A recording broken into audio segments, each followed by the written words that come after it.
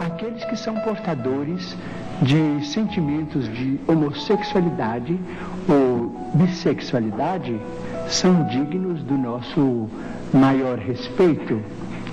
E acreditamos que o comportamento sexual na humanidade sofrerá de futuro revisões muito grandes, porque nós vamos catalogar, do ponto de vista de ciência, todos aqueles que podem cooperar na procriação e todos aqueles que estão numa condição de esterilidade.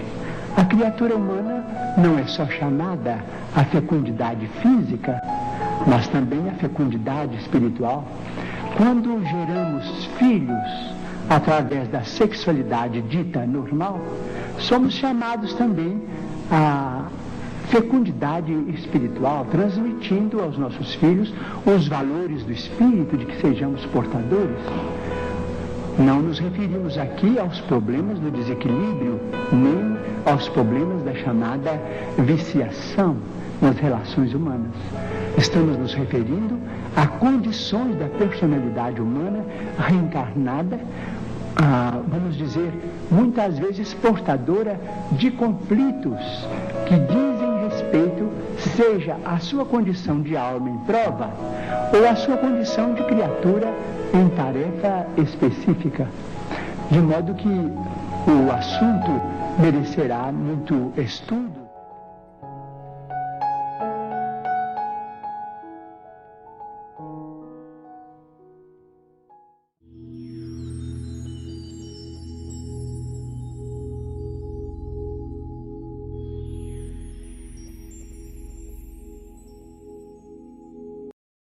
A gente que agradece a oportunidade. É uma alegria a gente estar aqui nessa casa e a gente realmente se emociona sempre com o carinho e com a acolhida dos companheiros daqui. Nós, na verdade, tomamos a liberdade de mudar os aspectos religiosos e científicos, Cícero e eu, no carro a caminho daqui, porque, conversando sobre o que íamos falar, achamos que ficaria mais adequado, não é? Então, ele trouxe, de fato, os aspectos filosóficos e a gente, que é o conhecimento, né, a teoria da filosofia, da maneira que o Espiritismo entende. E Kardec, ele, quando define o Espiritismo nas suas próprias palavras, ele caracteriza o Espiritismo como uma ciência e uma filosofia com consequências morais. E nessas consequências morais entra, então, a religiosidade. Muitos dos espíritas integram nas suas vidas a ciência e a filosofia. Qualquer um de nós provavelmente é capaz de falar a um estranho sobre a filosofia espírita, sobre a reencarnação e, de certa forma, sobre a imortalidade da alma. E esses componentes filosóficos fazem parte da nossa vida, mas a religiosidade do Espiritismo está na capacidade de transformar o conhecimento científico e o conhecimento filosófico numa vivência cristianizada. Então, o aspecto religioso do Espiritismo está na vivência, no campo do sentimento, daquilo que nós entendemos cientificamente e abraçamos filosoficamente. Através dessa vivência religiosa, nós vamos, então, nos religar com o Criador, com Deus, nosso Pai. E esse processo de reconexão com Deus só acontece através da reconexão com o outro. Então, a religiosidade do Espiritismo está na medida em que, dentro da vida de relações, e por isso vivemos em sociedade, aprendemos na vivência com o outro, nas parcerias que vamos estabelecendo, a viver o respeito, que foi o tema do nosso primeiro encontro no ano passado, fazendo exatamente ao outro aquilo que gostaríamos que fosse feito conosco mesmos. E nós vamos, então, através do outro, vamos chegar a Deus. Então, dentro desse conceito geral de religiosidade, né, nós vamos fazer um zoom in para a questão da homossexualidade e da família. Mas vamos falar de homossexualidade. Essa palestra nós fizemos em Chicago no ano passado e nós vamos, de certa forma, repeti-la. Alguns de vocês já conhecem, mas vamos procurar, dentro da intuição que nos vem aqui nessa hora, adequá-la ao máximo possível ao contexto da nossa tarde, do nosso dia, né? Abordando as questões da sexualidade, porque, como já foi falado, a questão as questões da sexualidade, e Emmanuel diz isso em Vida em Sexo, não há na Terra, provavelmente com raríssimas exceções, aqueles que não têm conflitos na área da sexualidade ou comprometimentos na área da sexualidade. Então, muito do que a gente vai falar sob a ótica da homossexualidade, na verdade, são conceitos que aplicam a todos nós. E a nossa conversa é baseada, então,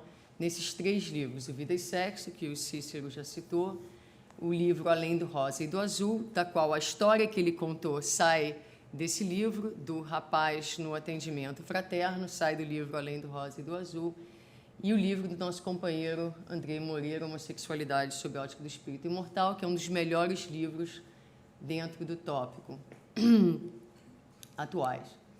Então, a gente vai começar com esse depoimento desse rapaz, Zach Walls, em Iowa. Ele estava numa sessão política, não é? E ele faz, então, um depoimento, onde ele vai dizer: boa noite, Mr. Chairman, meu nome é Zach Walls, sou a 6ª geração de uma família de Iowa e sou estudante de engenharia na Universidade de Iowa. Eu fui criado por 2 mulheres. Minha mãe biológica, Terry, disse aos seus pais que ela estava grávida e que a inseminação artificial havia funcionado, e eles não prestaram qualquer atenção ao fato. Somente depois que eu nasci e eles me viram com a graciosidade de uma criança, que eles assumiram que estavam felizes de ter um outro neto. Infelizmente, nenhum deles viveu o suficiente para ver minha mãe se casar com sua parceira de 15 anos de relação, Jack, em 2009.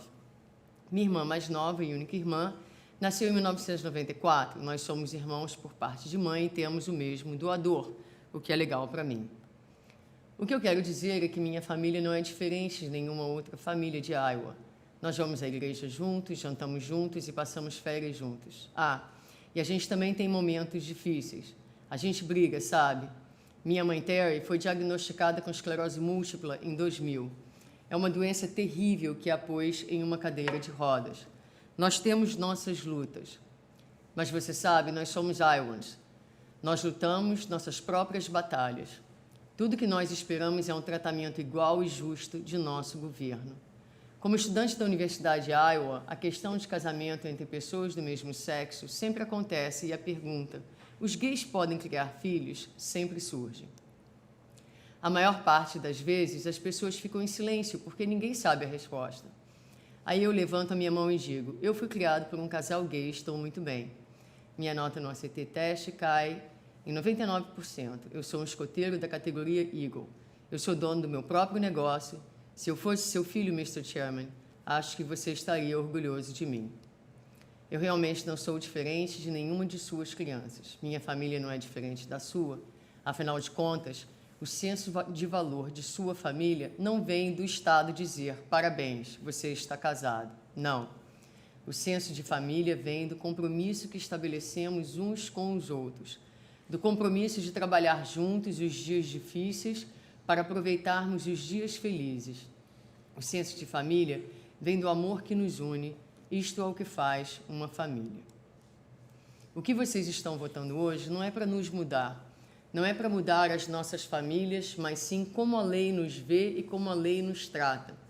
Vocês estão votando pela primeira vez na história do nosso Estado para inserir discriminação na nossa Constituição. Vocês estão dizendo aos Iowans que alguns dos seus cidadãos são cidadãos de segunda classe que não têm o direito de casar-se com a pessoa que eles amam. Essa votação vai afetar a minha família, a sua.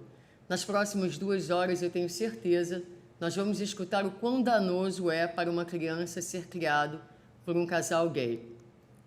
Mas nos meus 19 anos, nunca houve uma ocasião que eu tenha sido confrontado por alguém que tenha se dado conta por si próprio que eu fui criado por um casal gay.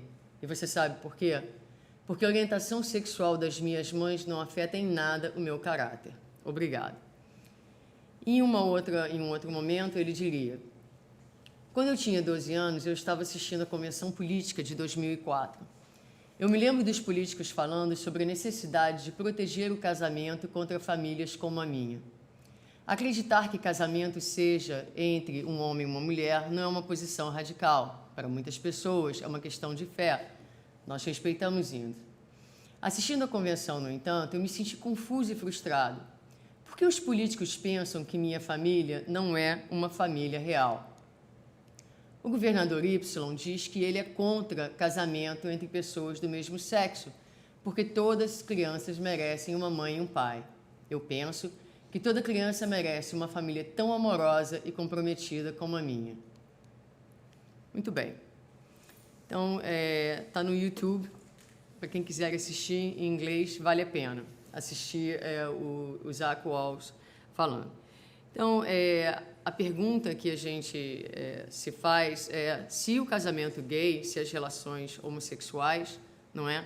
Elas também são válidas como instrumentos da prática da amorosidade, levando os indivíduos a se religarem a Deus, não é?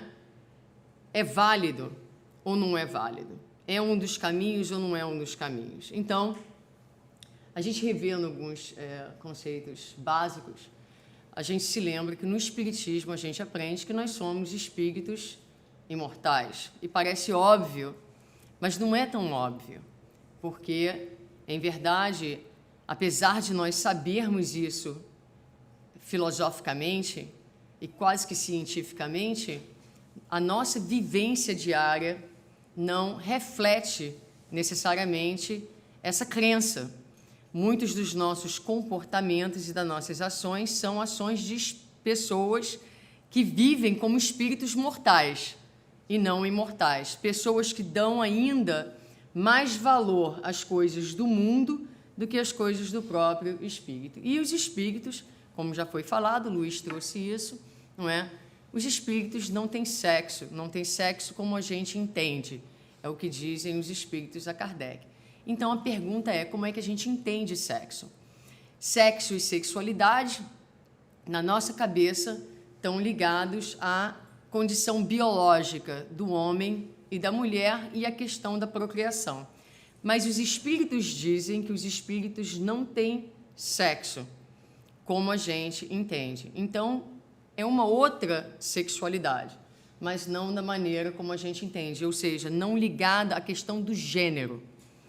O gênero feminino e masculino associado à biologia feminina e masculina não existe no plano dos espíritos. Muito bem. Há duas forças, um outro conceito básico é o conceito de que há duas forças principais no universo. Uma delas é a força do amor. A força do amor é a força mais poderosa que existe no universo. Então, Deus é amor, Ele é a fonte de todo o amor. Nós somos criados pelo amor de Deus e, em essência, nós somos amor. A nossa destinação como espíritos imortais é manifestarmos incondicionalmente esse amor que nós somos em potencial neste momento. Então, nós somos criados pelo amor com o objetivo de virmos a manifestar este amor plenamente e incondicionalmente uns pelos outros. Para isso, nós encarnamos em condições temporárias que não nos definem em essência, mas que vão agrupar um conjunto de características necessárias para o nosso processo evolutivo naquele momento. Então, esse é um exercício que a gente sempre gosta de fazer com as pessoas. Eu quero que, nesse momento, vocês imaginem que vocês estão desencarnados. Desencarnados. Se você tiver que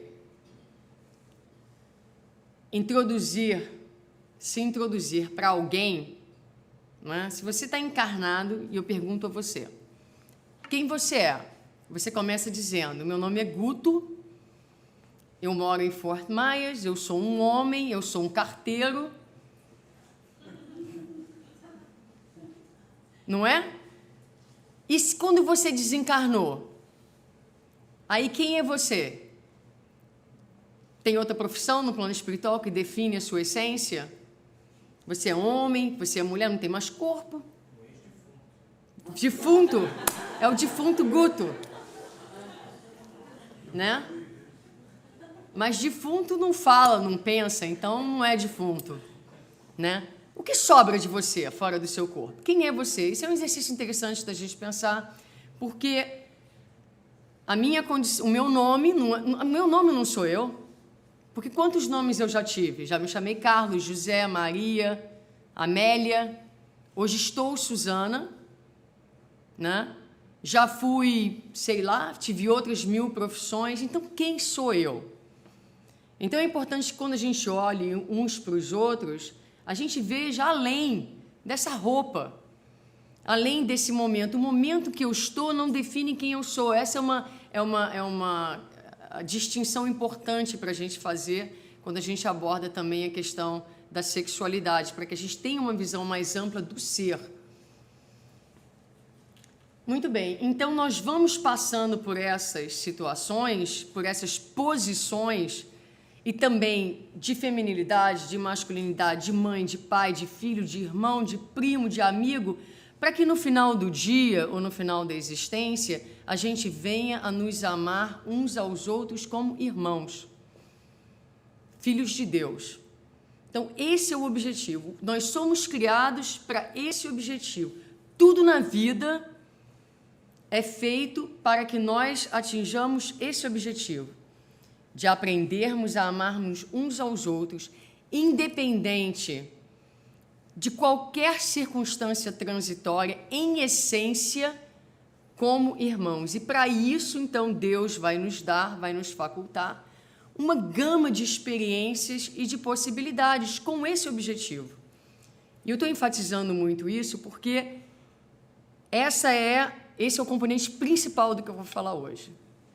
Tudo vai girar em torno dessa ideia, da ideia de que nós somos criados para aprendermos a amarmos uns aos outros e que Deus vai nos facultar um leque de possibilidades para esse exercício do amor, amor de almas.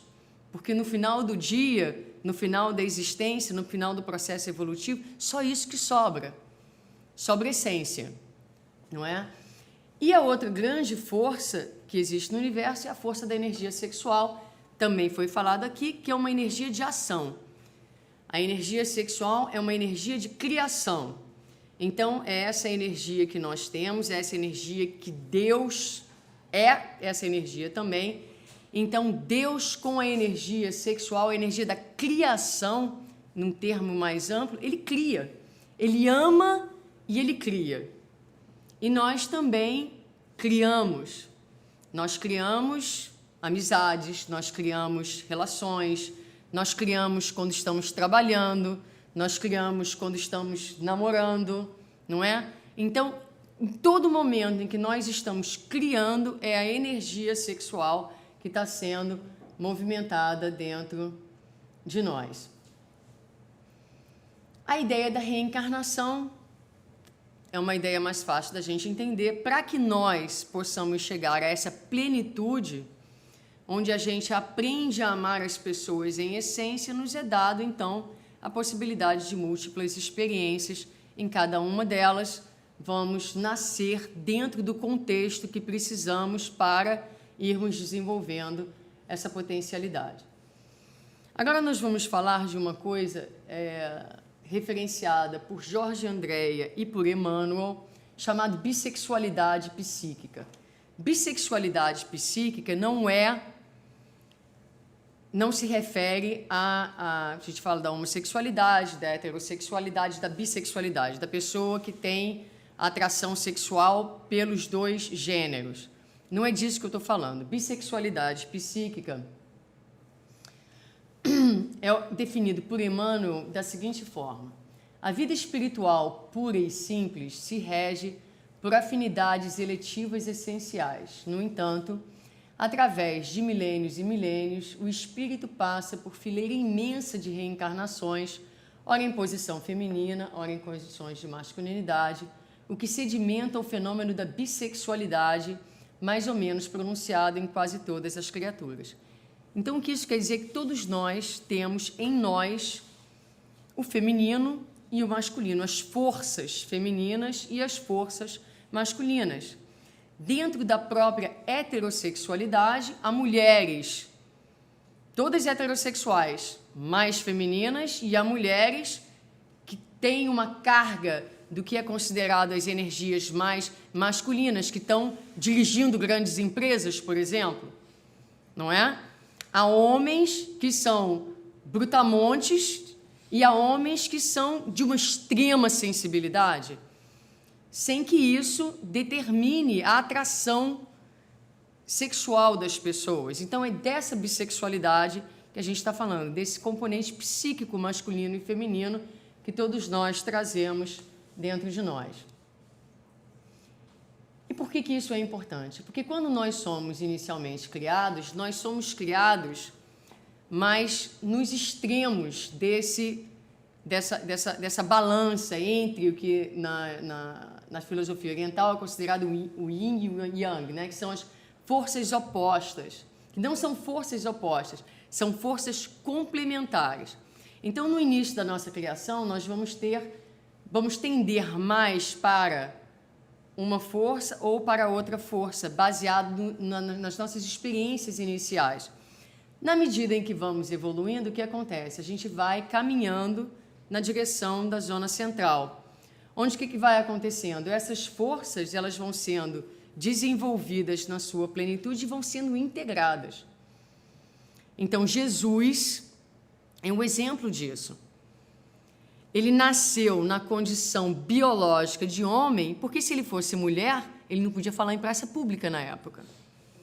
Muita gente pergunta, por que Jesus nasceu homem? Porque mulher não falava em público na época, como ele ia pregar? Não tinha como, as mulheres não podiam se dirigir aos homens em público. Então, ele só podia ter nascido um homem, não é verdade? Mas ele era uma alma que integrava as duas forças. Ele era de uma amorosidade, de uma doçura, mas de uma assertividade, não é? As duas forças complementares integradas de forma harmônica. E na medida em que nós vamos, então, evoluindo, e essas forças vão sendo integradas na nossa essência, o que vai acontecendo? Menos e menos o espírito vai se identificar com um gênero ou com outro. A roupa é só uma roupa. E o espírito vai ter, de forma mais e mais equilibrada, as duas asas do psiquismo, das duas polaridades que vão se integrando de forma harmônica, de tal forma que os espíritos superiores, os espíritos puros, não se identificam com gênero algum. Também não encarnam, porque já não tem mais as necessidades específicas de um gênero ou de outro. Está tudo integrado e eles não se identificam com qualquer um dos gêneros. E Emmanuel fala isso. A gente vai ver um pouquinho mais adiante. Muito bem. Então, quais são as possíveis causas da sexualidade humana, né? Nós líamos essa semana, esse negócio de relação gay está muito em moda, né? Então, nós líamos essa semana um comentário da Linda Roberts, ela é uma comentarista do Miami Herald, E ela falava sobre o caso desse jogador de basquete, o Jason Collins, né? Que just came out, né? E ela comentava o seguinte, do ato heróico dele, mas do quão desnecessário, porque ninguém vai para o jornal para dizer que é heterossexual. E que amanhã ou depois, essas questões vão virar questões secundárias, ninguém vai precisar anunciar mais nada. Vão ser parte normal, faz parte da sexualidade humana. E a gente só faz palestras sobre homossexualidade porque ainda partimos do princípio de que a heterossexualidade é a normalidade. Porque se não pensássemos dessa forma, também não teríamos necessidade, como ele não teve necessidade de falar sobre a sua homossexualidade, para que a gente vai fazer palestra sobre homossexualidade? Ainda fazemos porque ainda assumimos a heterossexualidade como uma condição normal e a homossexualidade como uma condição de desvio. Essa que é a verdade. Então, essas causas são causas, na verdade, que se aplicam à homossexualidade, mas que também se aplicam à heterossexualidade. Então, são consequência natural dos ecos emocionais de muitas vidas em um gênero. Condição que facilita, o Chico acabou de falar, a gente acabou de escutar, determinadas tarefas e missões. Condição regenerativa pelo abuso das faculdades genésicas. Condição decorrente de causas presentes como processo educacional, traumas e cultura. E aí são só alguns exemplos de causas que podem ser múltiplas, de condições. A sexualidade, não existe sexualidade igual de uma pessoa para outra. Ela é o resultado das nossas experiências, das nossas vivências, não é? Então, ela é muito individual. E Emmanuel fala disso no livro Vida e Sexo. Ele fala de como a sexualidade é uma coisa íntima de cada criatura e ninguém pode dizer o que é certo ou errado para o outro. Porque muitas vezes o que parece ainda desvio na conduta de alguém pode ser, no curso da vida daquela pessoa, já muita evolução. Então, às vezes, você tem uma pessoa dentro de uma heterossexualidade ainda um pouco promíscua, mas que já foi excessivamente promíscua no passado, a pessoa já está evoluindo. Ao invés de ter 10 mulheres, hoje tem 2, o sujeito. Já está evoluindo, não é verdade? Então, ninguém pode falar, a gente não pode dizer da condição do outro, é muito individual e é muito íntimo. Então, vamos começar com, a gente vai falar de 2 dessas condições. A consequência natural dos ecos emocionais de muitas vidas em um gênero. E aí a gente vai falar mais especificamente agora, voltando para a homossexualidade. Pode ser decorrência do fato de o espírito encarnar muitas vezes em um determinado gênero, o que pode levá-lo a manter tanto a característica feminina ou masculina, tanto no estado de encarnado quanto de desencarnado.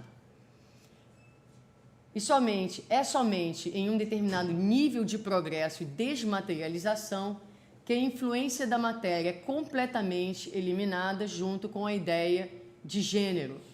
Dessa forma, mesmo que o espírito experimente um novo gênero em uma vida, ele pode ainda manter seus gostos, tendências e a natureza do gênero que ele vivenciou anteriormente.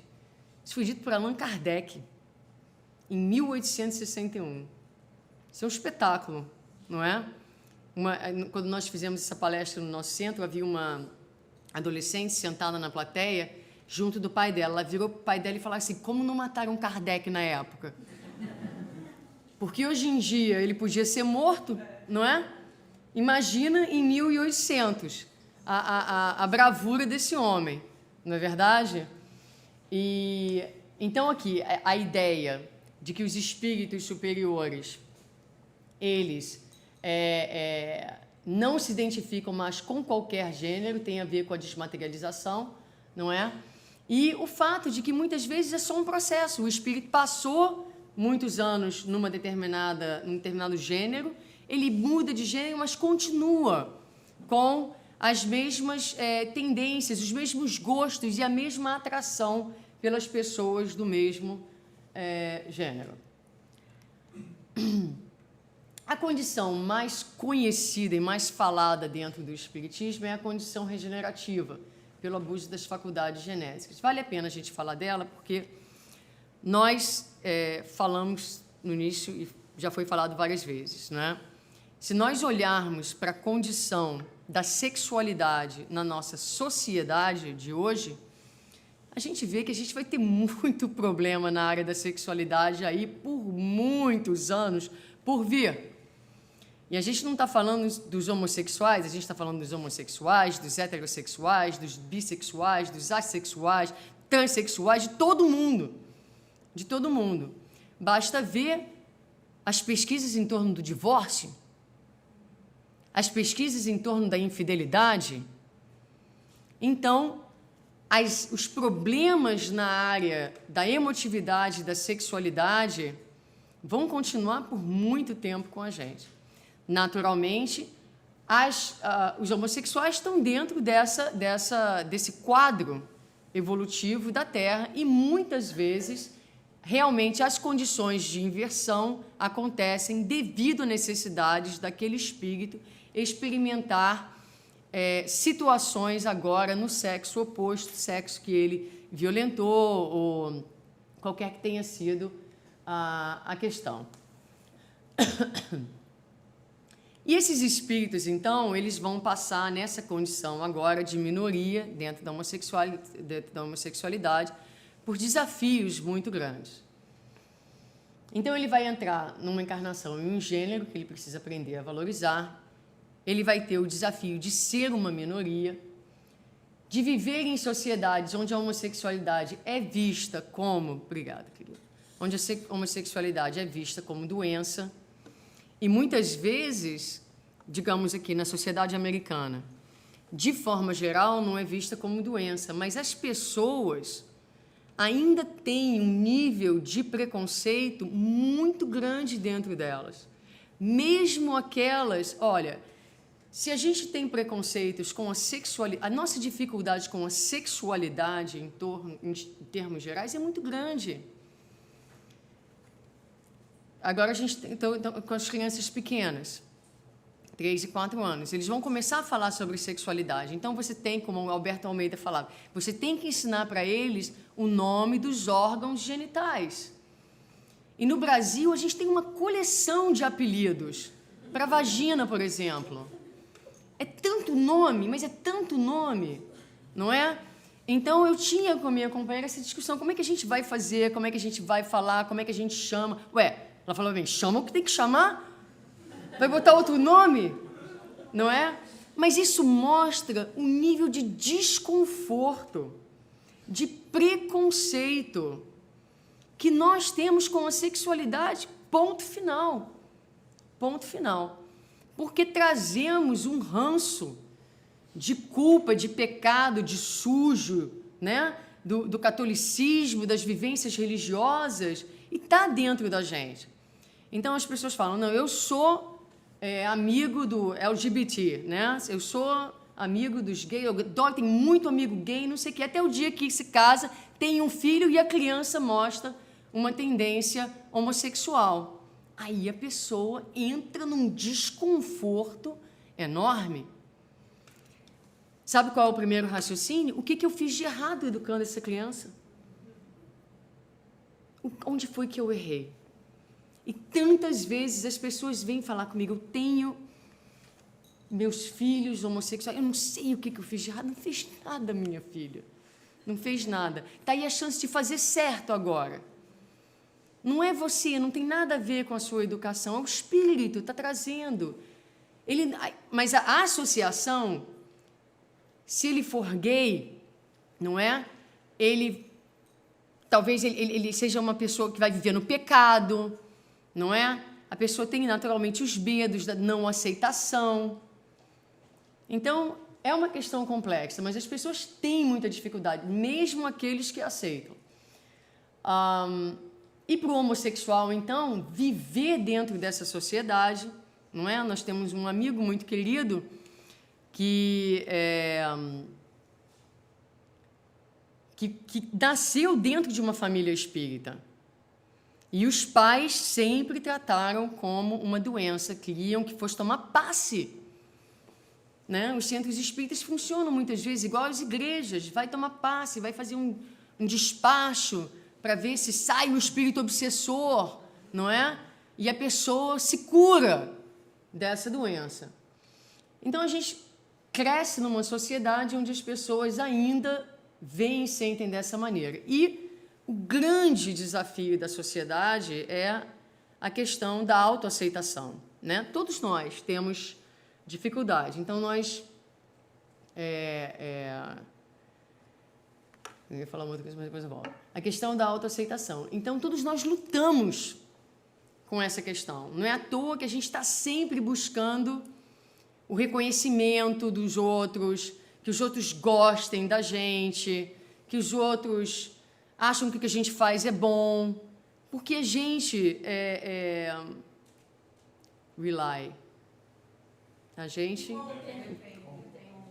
a gente conta com a aprovação dos outros na falta da autoaprovação.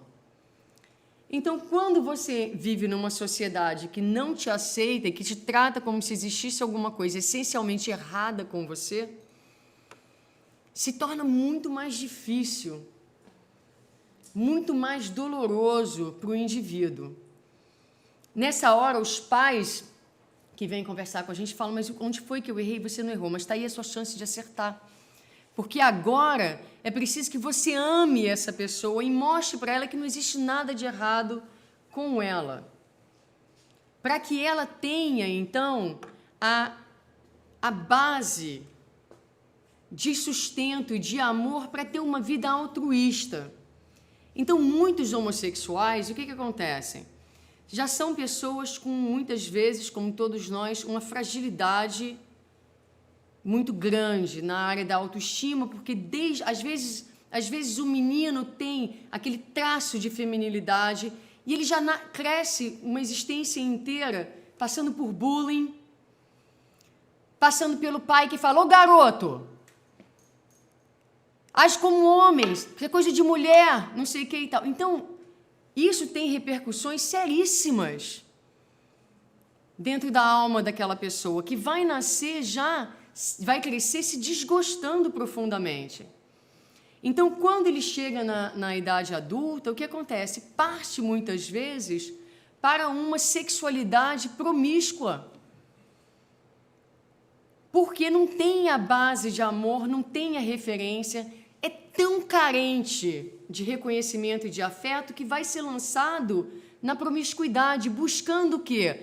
Buscando a ilusão do prazer, buscando a ilusão de ser gostado, de ser idolatrado. Então, a cara da sociedade, da homossexualidade, o marketing, né, da homossexualidade, são o quê? São esses caras malhados, né, que vivem num extremo, que estão atrás disso, são almas frágeis, são almas que não se gostam verdadeiramente, são almas absolutamente sofridas, buscando o reconhecimento, buscando qualquer tipo de adoração que possa, muitas vezes, preencher um vazio de uma não aceitação, de uma violência, de um trauma vivido durante tantos anos. Mas não refletem a comunidade gay de forma nenhuma. Essa comunidade a gente vai ver daqui a pouco, mas a importância do trabalho de aceitação para dar ao indivíduo a chance dele ter uma vida altruísta, uma vida regrada, uma vida onde agora, dentro dos moldes que foram melhor para ele, para a sua individualidade, para as suas necessidades, ele vai fazer o que Emmanuel fala, a educação e a disciplina da sua sexualidade. Então, ele passa pelo desafio da construção da autoestima e da identidade. Quem sou eu? Né? Se você é quem você é e as pessoas falam o tempo todo que não é assim que você deve ser, você vive um conflito. Mas quem sou eu? E vão lutar pelo direito natural de liberdade de amar e de constituição da família. Então, através disso, eles têm a oportunidade de fazer a reforma íntima, passando agora por uma série de desafios bastante grandes na área da emotividade, tanto no amor para fora quanto no amor por si mesmo. Então é isso que a gente falou, em última instância, um grande convite para a autoaceitação e para o autoamor. E aí o que a gente faz com tudo isso, né? Qual a orientação? Muitas vezes os centros espíritas, no livro A Lei do Rosa e do Azul, ali fala muito sobre isso, sobre a maneira como os centros espíritas orientam as pessoas que chegam. A orientação mais tradicional, que ainda acontece em muitos lugares, é essa. Eu escutei isso. Você é muito bem-vindo aqui no nosso centro espírita, você pode fazer certos trabalhos, você pode vir com o seu companheiro ou com a sua companheira, mas você não pode ter sexo, tá? Tem que sublimar. Você pode até viver com a pessoa, mas nada de atividade sexual. Isso acontece. Recentemente, uma amiga minha me ligou do Brasil para dizer, eu estou frequentando um centro espírita e me disseram que eu posso frequentar, mas eu não posso trabalhar. No final do ano passado, eu recebi essa ligação. Centro espírita no estado do Rio de Janeiro. O que eu faço? Eu falei para ela, sai do centro, busca outro, que vai te deixar trabalhar. Ué, vai fazer o quê? Então, que orientação dentro dos padrões espíritas, do que a gente entende sobre o espiritismo, a gente dá a esses companheiros? O mesmo que a gente dá aos companheiros heterossexuais. Educação, disciplina, responsabilidade no uso da energia sexual. Casamento, os gays devem se casar? Por que não? Diz Emmanuel, através de Chico Xavier.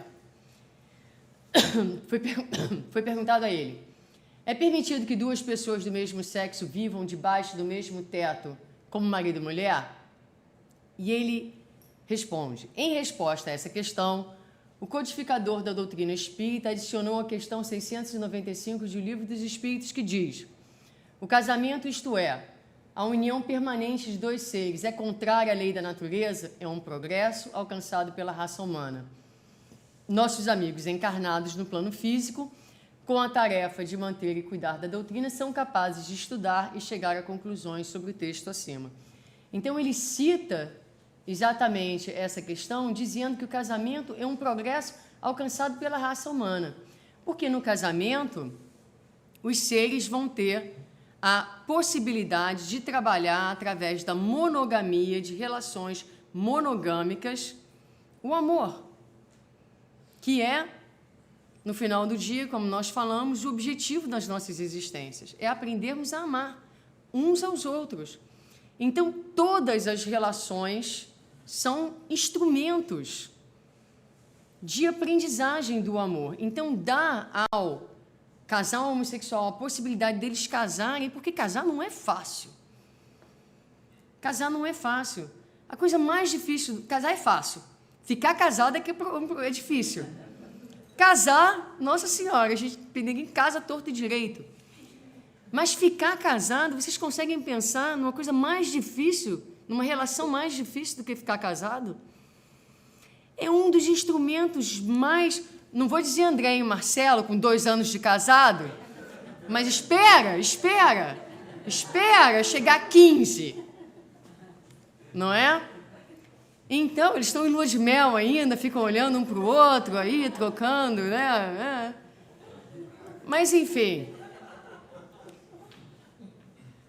o tempo, não é? Então, o casamento, ele é uma oportunidade de ouro para qualquer espírito, no exercício exatamente de você aprender a amar além das necessidades do ego.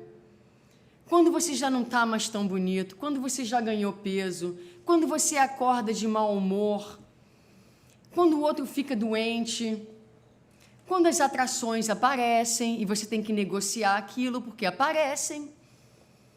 Porque quem pensa que vai casar e que vai só ter olhos para o outro pro resto da vida, doce ilusão. Porque nós já fomos casados tantas vezes, tantas pessoas cruzam os nossos caminhos e vão desencadear em nós, às vezes, interesses e atrações, e como disseram os nossos companheiros, não é? Natural. Uma amiga me perguntava, como é que é isso de você ser heterossexual a sua vida inteira, e aí mulheres aí nos 40, nos 50, entram numa relação homossexual? Eu não entendo isso.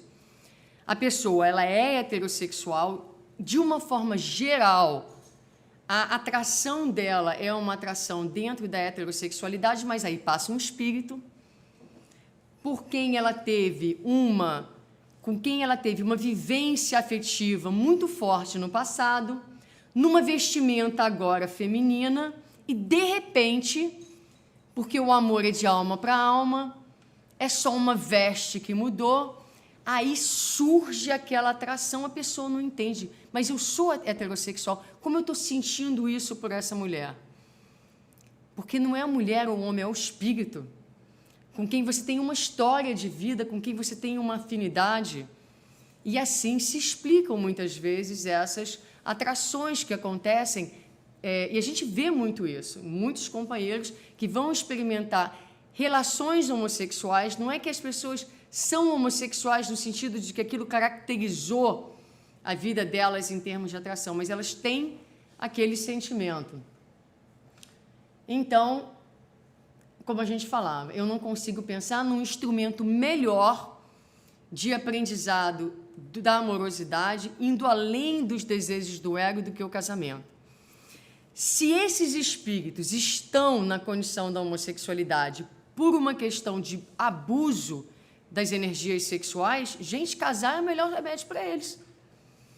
Se a gente nega a possibilidade do casamento, a gente está tirando deles uma das melhores e mais divinas ferramentas de aprendizado do amor através da monogamia e da fidelidade. E adoção por casais gays. Então, havia, o Zac Walls fala, muita gente acha que as crianças vão ser afetadas pela homossexualidade dos pais, que aquilo vai influenciar negativamente o caráter dela. Hoje em dia, já existe muita pesquisa nessa área que mostra que essas crianças não só não são afetadas, mas são bem ajustadas e crescem até com uma concepção de diferenças e de aceitação e de inclusão muito mais larga, digamos assim, do que muitas crianças que que crescem dentro do contexto mais tradicional da heterossexualidade. No livro no Evangelho segundo o Espiritismo, diz lá que o corpo procede do corpo, mas o espírito não procede do espírito. Eu escutei recentemente, numa palestra lá no Conchas, uma pessoa que disse assim, espiritualmente falando, todos nós somos adotados. Porque é verdade, nós estamos adotados pelos nossos pais nessa vida. Porque na outra vida, eles não vão ser mais nossos pais. Outros pais vão nos adotar para aquela existência. Então, espiritualmente falando, ninguém é de ninguém. O corpo procede do corpo, mas o espírito não procede do espírito.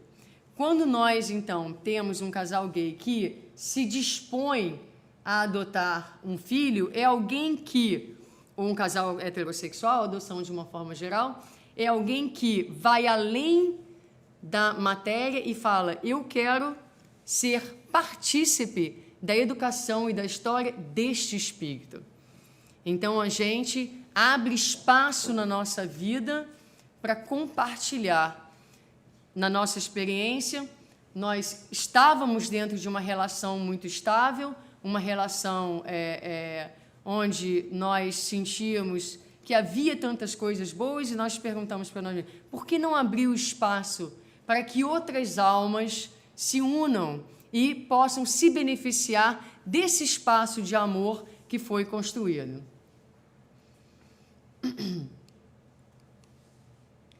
E a família? na sociedade de hoje, o que constitui uma família?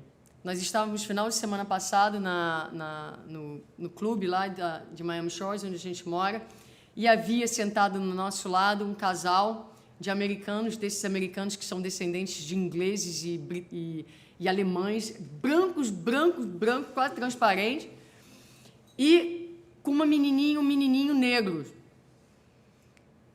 E eu olhava aquilo e falava, gente, que família diferente, não é? Que coisa bonita, não é? Então, hoje em dia, a gente vive numa sociedade onde o conceito de família se expandiu tanto, não é? E a família é, segundo os espíritos vão nos dizer, um grande laboratório da aprendizagem do amor. A família é uma sagrada instituição, criando um espaço onde os espíritos com compromissos passados podem se reencontrar para desenvolver na Terra a construtiva tarefa da real fraternidade. Então, a família homossexual, a família heterossexual é a mesma coisa, é o espaço de convivência, é o laboratório de almas, onde as almas vão se reencontrar e ter a possibilidade do exercício do amor, não é? Onde duas pessoas, dois espíritos vão ter a prática divina do esquecimento de si mesmo, porque ter filho é esquecer que você existe, não é não? A gente, pelo menos por um bom tempo, a gente vive para atender as necessidades básicas deles. Então, aquilo é um exercício de amor, de desprendimento, de esquecimento de si mesmo, benéfico para qualquer pessoa que entra dentro de uma família. Então, aqui a gente trouxe para vocês uma foto de algumas famílias amigas nossas que vivem, todas elas, na cidade onde a gente vive, em Miami Shores. Então, esse grupo de amigos foi criado exatamente com o objetivo de oferecer a essas crianças uma referência de outras famílias, como as próprias famílias que elas têm. E o grupo se reúne uma vez por mês, cada vez na casa de um casal, para que as crianças brinquem e que os pais possam interagir e trocar experiências naturais para esse momento nosso da sociedade. A gente vai falar sobre isso daqui a pouquinho. A diversidade ainda é uma coisa que muitas vezes nos perturba. Seria tão bom se todo mundo fosse igual a eu, né? Se eu olhasse, qualquer um de vocês, não é? Então, porque aí todo mundo vai pensar como eu, todo mundo vai sentir como eu, e aí a gente não cresce, né?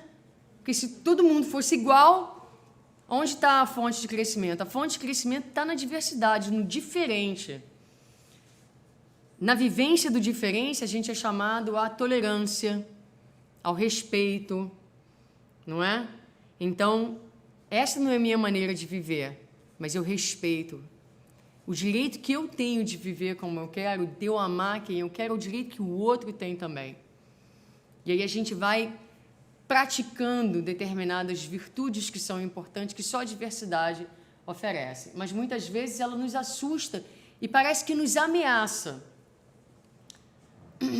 Essa passagem vem desse livro, onde o autor diz: decisões de grupo são melhores quando a decisão reflete várias perspectivas e maneiras de pensar.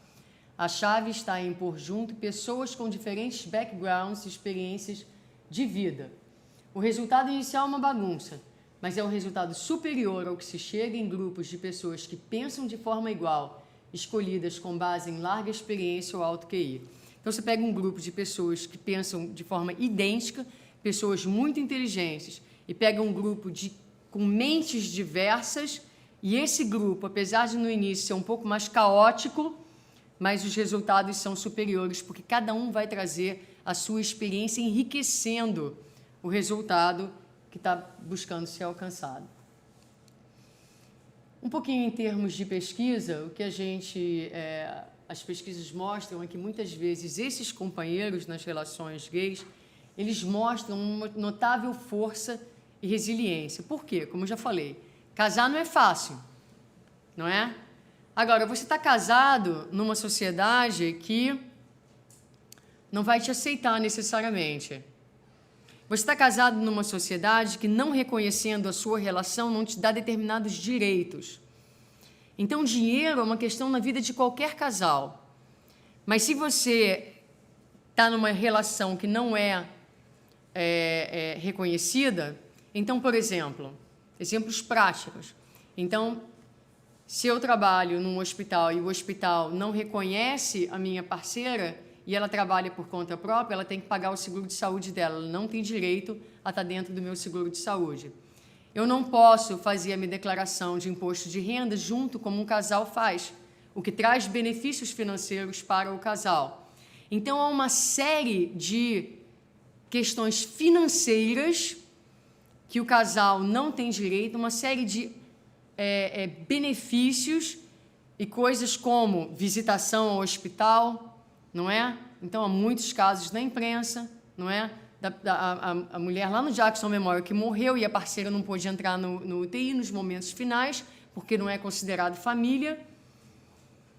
Então, várias questões desse âmbito, e você tem que sobreviver nessa sociedade, dentro dessa relação de casamento, ainda passando por todos esses desafios extras. As famílias vão passar por desafios únicos, como nós estávamos falando. E experiências, às vezes, engraçadas, não é? Então, dentro da própria família. Então, quando nós... já contei essa história em alguns lugares, alguns de vocês conhecem, mas quando nós vamos deixar os nossos filhos na escola todo dia de manhã, há uma menininha de 6 anos que virou para a gente no primeiro dia e falou: você é a mãe da Tati e do Jay? Sou. Aí, outro dia, minha companheira foi deixá-los, aí quando eu encontrei com a menina de novo, ela falou: mas a outra é a mãe da Tati e do Jay? Eu falei: também é. Mas ela tem 2 mães? Eu falei: tem. Como assim? E aí, toda vez que eu vou deixar as crianças lá, toda vez que eu encontro com a garota, ela pergunta para mim de novo: você é a mãe da Tati e do Jay? Eu falei: sou. Ela não tem outra referência, então ela está tentando processar aquela informação. Até o dia que eu cheguei e fui deixar as crianças, e ela falou para mim: agora eu entendi. Eu falei: o que você entendeu? Ela falou: eu entendi. A outra é a mãe, você é a avó. E olha que eu sou 6 anos mais nova do que a minha companheira. Eu falei: tá bom. E depois ela nunca mais perguntou, então eu acho que ela achou a solução na cabeça dela e está tudo certo. Mas há desafios. Às vezes eu vou preencher um formulário. Todo formulário que eu preencho, Colégio das Crianças, saúde, seu estado civil, gente, dói marcar solteiro e depois estar 15 anos com uma pessoa. Mas a gente fala dessas coisas porque se a gente não falar, ninguém fala. Ninguém fala. Você está 15 anos com uma pessoa, ter 2 filhos e todo formulário você marca solteiro.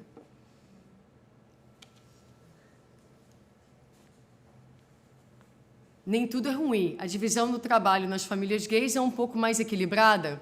Bem verdade que os homens estão progredindo devagarinho, mas as tarefas são divididas de forma mais igual. Todo mundo faz um pouquinho de tudo, não é? Não é aquela coisa, homem faz isso, mulher faz aquilo. Então, há algum benefício nessa divisão de tarefa. Mais liberdade de papéis. As crianças crescem com uma saúde emocional muito boa. Vou voltar para a liberdade de papéis.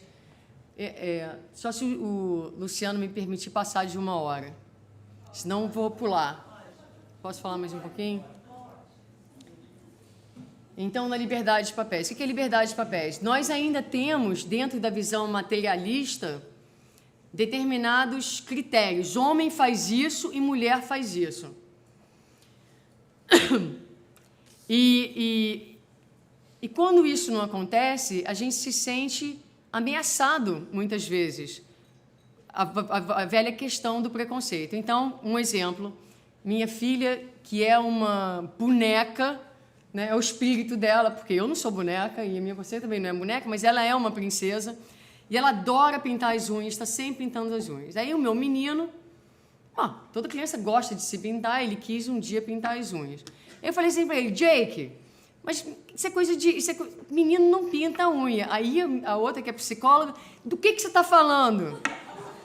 Por que não pinta a unha? Aí eu falei, meu Deus, por que não pinta a unha? Pode pintar a unha, não tem importância.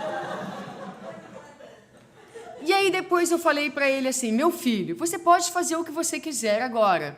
Na escola, alguns meninos vão achar estranho, porque algumas pessoas aprendem que homem faz isso e mulher faz aquilo, não é? E muitas vezes, na verdade, o que a gente se sente o menino pintou a unha. Os pais já se preocupam. Se preocupam.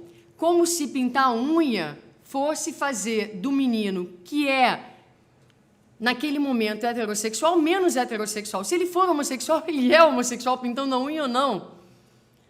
Mas olha como isso é complexo. E mesmo a gente, e falando por mim mesmo, a gente pensa que nós chegamos num ponto de boa aceitação de quem nós somos na vida, mas ainda essas questões, porque os gêneros são divididos na sociedade, né, de forma muito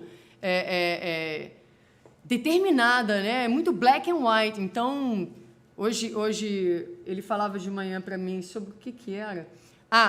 Ele é apaixonado pelo LeBron James. Aí ele viu uma foto do LeBron James no jornal e falou, mamãe, eu quero uma fita do LeBron James para minha cabeça, azul e uma rosa para Tatiana. Tá bom. A pesquisa mostra que não há influência, a possibilidade dos filhos serem homossexuais é a mesma em famílias homossexuais e heterossexuais. E as crianças vão crescendo com essa noção de gênero mais flexível, se há flexibilidade dentro dos próprios pais. Bom, a mensagem é que, na verdade, o importante é a gente ser quem a gente é e amar quem a gente ama, porque no final do dia é isso. A gente está aqui para aprender a amar uns aos outros como espíritos imortais, como irmãos que somos todos nós diante de Deus, nosso Pai. E a melhor maneira de a gente ajudar qualquer pessoa que está em conflito dentro da homossexualidade é ajudá-los a amarem a si mesmos. Porque se você se ama e você se aceita, você então vai poder viver uma vida de paz, não é?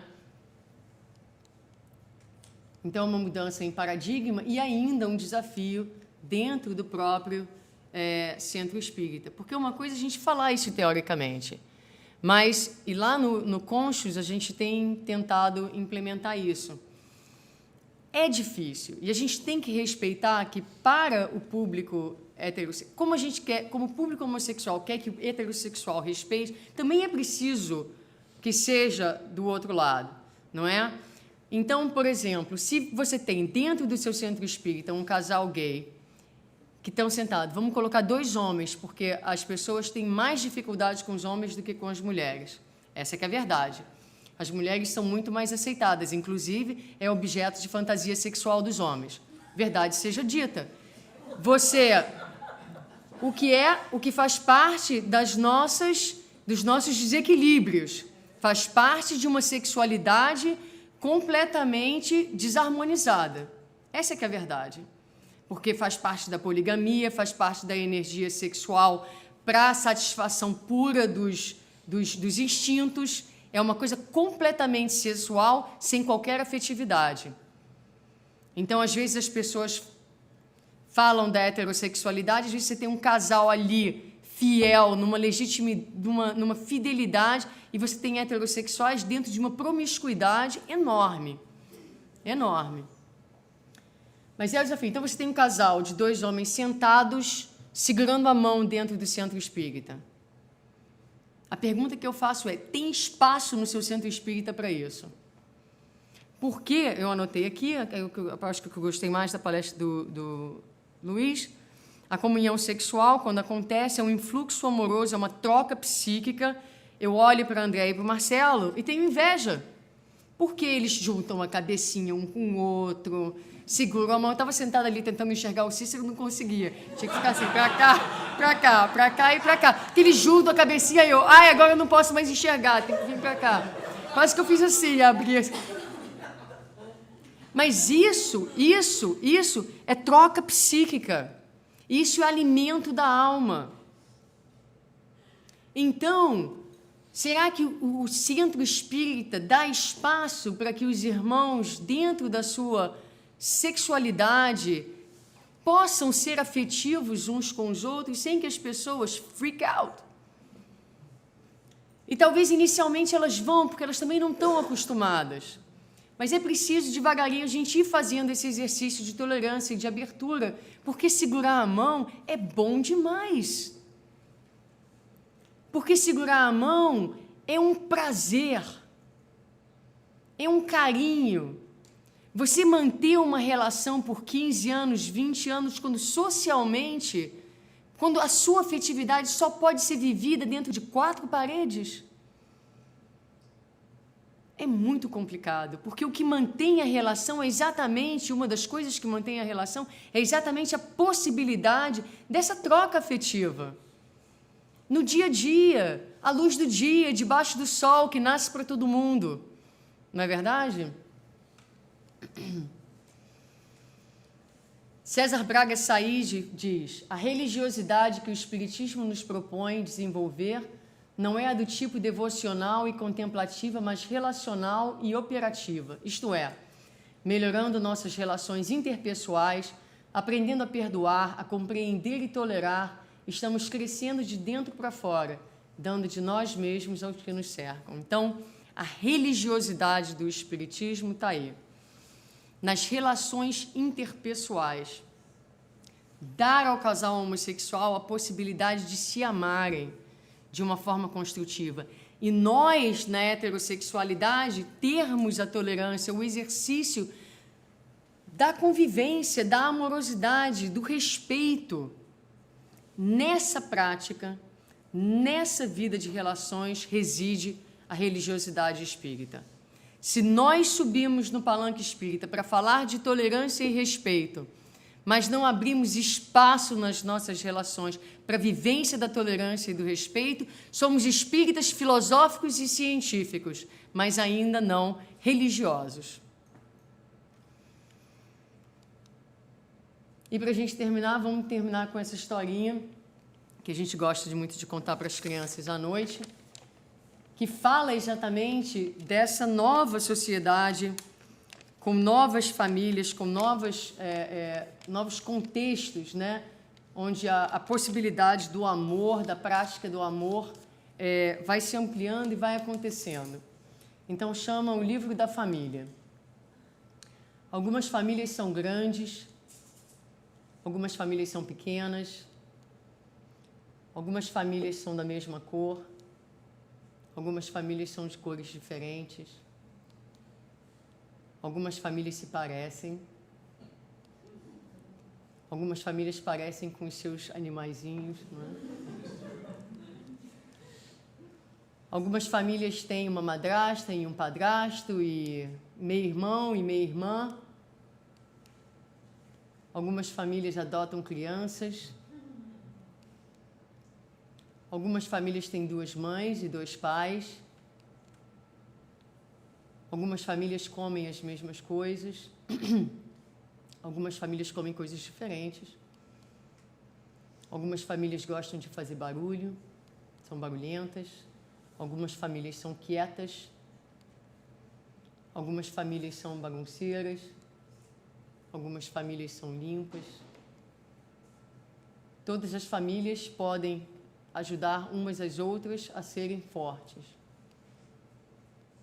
Há muitas maneiras diferentes de ser uma família. Sua família é especial, não importa que tipo de família ela é. Muito obrigada.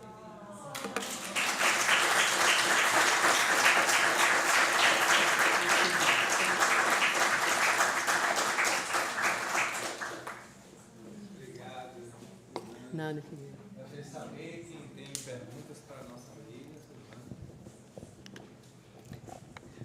Fale agora ou cale-se para sempre. Suzana. Oi. Só para melhorar meu entendimento. Tanto você como o Luiz falou que o espírito não tem sexo, não é isso? Uhum. Mas em que momento ele percebe isso? Porque eu estou lembrando só do caso da história, que que o Cícero contou daquele rapaz que desencarnou e ficou, quando ele desencarnou virgem, né? E ficou sobre aquele pensamento durante anos. Então, É uma boa pergunta. Vai levar muito tempo. O que acontece quando a gente desencarna, a nossa identificação psíquica geralmente vai permanecer. Ou seja, com o gênero que você se identifica mais como resultado das suas experiências emocionais e psíquicas, esse gênero vai prevalecer pelo tempo que você vá necessitando das encarnações. Essa desassociação com o gênero, ela acontece muito lá na frente, mas muito lá na frente mesmo. Então, os espíritos... I didn't do it.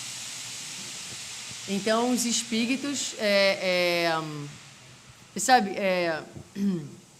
eu gosto de falar um pouco de coisas pessoais, porque não tem ninguém, lugar nenhum que eu saiba da doutrina espírita. Tem gente que faz palestra sobre homossexualidade, mas que traz experiências pessoais. Às vezes eu fico pensando se quando eu desencarnar eu vou ser homem ou vou ser mulher. Não sei. Então, depende qual é a minha identificação, qual vai ser a minha identificação. Geralmente, a pessoa vai se identificar com a personalidade que foi da última encarnação, que está mais preponderante, não é? Mas pode ser que você tenha tido tantas experiências no sexo masculino, essa experiência uma ou duas no sexo feminino, e você se vê fora do corpo, e de repente a sua identificação psíquica vai ser mais forte com uma existência prévia do que com aquela existência. Então, aquele psiquismo vai se projetar. Isso acontece na sexualidade ou, por exemplo, nas reuniões mediúnicas, às vezes os espíritos vão se apresentar com determinadas personalidades que não foram necessariamente da última encarnação. Por quê? A personalidade de uma encarnação prévia foi muito marcante por determinados conteúdos emocionais, tão marcante que prevalece sobre encarnações até mais recentes. Pode ser o caso com a questão de gênero também. Mas essa dissociação com o gênero só muito lá para frente. A gente tem muito caminho para andar. Oi. Eu vi há pouco tempo um documentário americano sobre... Good, vai se mexer. Não, I'm kidding. Ok, pode ficar à vontade. Sobre pessoas que fazem a cirurgia de mudança de sexo, que a gente chama transgender. Se eu não estou enganada. Aí é outro tema. E eu estava me questionando até que ponto isso é positivo ou negativo para a experiência do espírito, porque se eu vim mulher, mas eu me sinto homem, e eu faço uma cirurgia para ser homem e me sentir completo, até que isso interfere na minha programação espiritual, se é que não está programado passar por esse desafio e essa transformação. Mas o que me intrigou mais nesse documentário é que alguns nascem, por exemplo, no corpo de homem e se sentem mulher, fazem cirurgia de mudança de sexo e aí se tornam mulheres e em vez de continuar sendo atraídos por homens, se sentem atraídos por mulheres, fazem a cirurgia e a preferência sexual muda também. Era homossexual naquele sexo, muda de sexo, continua homossexual porque muda a preferência. Isso é que é mind-bending para mim, eu não consigo entender. Eu não sei nem se eu consegui te acompanhar. Desculpa, eu falo muito rápido. É meu sotaque muito lindo, talvez. Não é seu sotaque, não. É porque a pergunta foi complexa. Não, mas olha, esse livro do Andrei Moreira, eu realmente recomendo, porque nessa tua pergunta há vários conteúdos diferentes. Uma coisa é a tua identidade. Outra coisa é por quem você sente atração. Certo? Então, por exemplo, quando eu falei sobre isso numa aula que eu estava dando lá para um grupo de pessoas, um rapaz achava que se você é homossexual, é porque, por exemplo, para ficar mais fácil de entender, se você é uma mulher homossexual, na cabeça dele isso quer dizer que você tinha vontade de ser homem. Não, isso não é homossexualidade. Homossexualidade é você sentir atração por uma pessoa do mesmo sexo. Você pode ter homossexuais completamente bem com quem eles são, sem problema nenhum. Você pode ter homossexuais com conflito, que gostariam de ser homens, que se sentem homens. Veja bem, se você é uma mulher que se sente homem e você está tendo uma relação com uma mulher, não é homossexual. É uma relação heterossexual. Biologicamente homossexual, psicologicamente heterossexual. Só para te dar um exemplo da complexidade, né? Então, as pessoas acham que a relação é homossexual porque são duas mulheres. Mas se uma se sente homem, né? Então, às vezes, você tem um homem que faz a operação para a mulher e que é atraído por mulheres. Então, uma relação homossexual. Porque ele se sente mulher, ele virou mulher e ele está atraído por mulher. A relação. Então, é preciso diferenciar identificação com atração sexual, todos esses componentes, né? Agora, aí há uma... Eu não quero entrar muito nisso, porque é um assunto muito complexo, mas o nível de distúrbio psíquico, né, que é um componente diferente, muitas vezes, dentro dessas situações, que são situações, sem dúvida nenhuma, provacionais. Sem dúvida nenhuma, provacionais. Tá? Mas eu eu nem tenho, não sinto que eu tenho dados suficientes agora para entrar na análise dessa questão.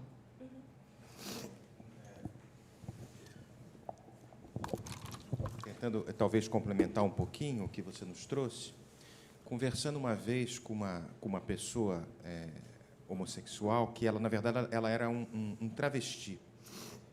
E ela não tinha feito a cirurgia de mudança de sexo. Mas ela convivia com uma pessoa que havia feito a mudança de sexo. Nasceu esta amiga desta pessoa, que era um transexual, tinha amputado o órgão sexual, né? E o que aconteceu? Na busca de uma equalização, de uma harmonização do seu conflito, porque ela tinha nascido homem, extremamente feminino, muito bonita, com os traços muito bonitos, e era um homem, claro, com umas feições muito femininas. E ela fez, depois de muito tempo, de muito conflito, fez a amputação do órgão sexual masculino. E o que aconteceu? Esta pessoa entrou num conflito terrível e passou a quase se matar. Porque existiam determinados componentes, quando você faz a amputação das gônadas, dos órgãos sexuais, uma série de hormônios que são liberados ali, o prazer que ela sentia com aqueles órgãos sexuais passou a não existir. Então, criou-se um conflito que ela tentou suicídio por 2, 3 vezes. Então, logicamente, que a providência divina vai fazer uma análise com muita doçura e vai levar em consideração estes níveis de conflito, de não aceitação do seu corpo, do seu psiquismo, a não identificação do psiquismo com a morfologia, de uma forma diferente.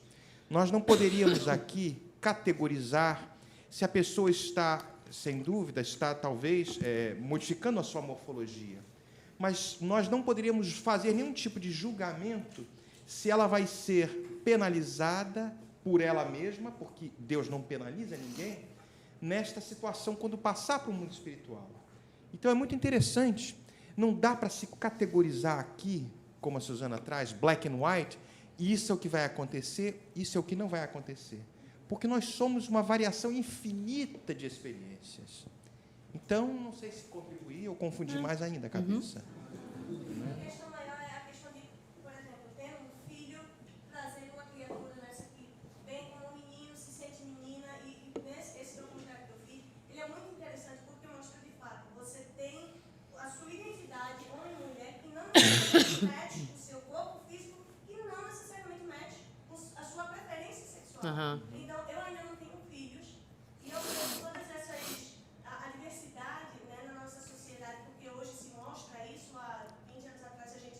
o que não quer dizer que não existia. Mas como é que eu lido com o filho? Você já me deu uma lição muito boa e eu agradeço. Se meu filho mostrar tendências femininas ou masculinas, eu não vou dizer você tem que ser assim, porque você vê assim no seu corpinho. Não. Seja quem você é, mas as pessoas vão achar estranho se você agir assim ou de outra forma. Mas, por exemplo, nesse conflito é que eu fico, como orientar? Eu acho que eu tenho que estudar um bocadinho. Não. Da mesma forma, eu acho que, como o Marcelo falou, é muito difícil a gente dizer para a pessoa o que fazer e o que não fazer, porque cada um é uma história, é uma experiência. Agora, a orientação geral é, seja lá o que você vai fazer, que faça buscando o equilíbrio das forças. Aí é que está. Se você vai se relacionar com uma fidelidade, canalizar essas forças para uma relação altruísta, educação, Emmanuel, educação e disciplina das energias. Esse é o conselho geral para todos. Oi. Suzana, eu tenho uma curiosidade muito grande com relação às pessoas hermafroditas. Você conhece algum estudo mais aprofundado a respeito do assunto?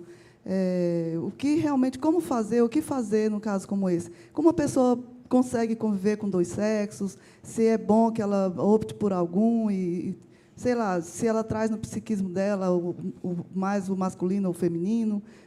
Você conhece algum estudo que foi baseado nesse tema? Não, eu não conheço nenhum estudo, não li recentemente nada disso, e o que eu vou falar é uma ideia minha. Mas a gente sabe que tudo vem do espírito, e que o espírito é que molda o corpo físico. Então, tudo leva a crer que você tem um espírito, provavelmente dentro de uma situação de conflito e de desarmonia profunda, que vai, porque a gente sabe que o perispírito é que molda o corpo físico, ou seja, que vai detonar no corpo físico essa anomalia, digamos assim, não é? Mas que está lá dentro do espírito. Agora, porque o hermafrodita é uma manifestação biológica também, não é? Agora, eu acredito que cada um vai ter uma experiência psíquica própria. É como você dizer, você não pode dizer como que os homossexuais se sentem. Sexualidade é um contínuo, um infinito. Dentro da heterossexualidade, você tem um infinito de experiências. Dentro da homossexualidade, um infinito de experiências. Cada um vai se sentir de uma maneira, porque sua sexualidade é o resultado de uma trajetória única e individual. Então, como que esses irmãos se sentem, acho que vai ser relativo à experiência de cada um deles. Mas volta sempre a mesma questão. Qualquer que seja a situação do espírito, é buscar sempre, através das possibilidades da vida material nesse momento, o equilíbrio das forças. Porque se a situação de conflito existe, é porque houve um desequilíbrio em algum momento. E o caminho é sempre buscar o reequilíbrio. Para uns, pode ser pela abstinência. Há algumas pessoas que conseguem realmente fazer um exercício de abstinência. Para outros, não dá. E a abstinência também, a abstinência não é só falta de sexo, a abstinência é o sexo dentro de um uso disciplinado, de um uso bem canalizado. Isso é também uma abstinência, você canalizar as suas energias para aquela relação e ali ficar, não é? Mas eu não tenho realmente muita experiência, nem fiz muitos estudos, inclusive dentro do espiritismo, nessa área específica. Então, além disso, eu não me aventuraria a dizer mais nada. Eu só fiz essa pergunta porque eu vejo que a homossexualidade é um tema muito debatido. E a questão do hermafrodita assim, quase que passa despercebido, né? Não se fala muito, não se toca muito no assunto. Então, eu tinha essa curiosidade. Obrigada por me responder.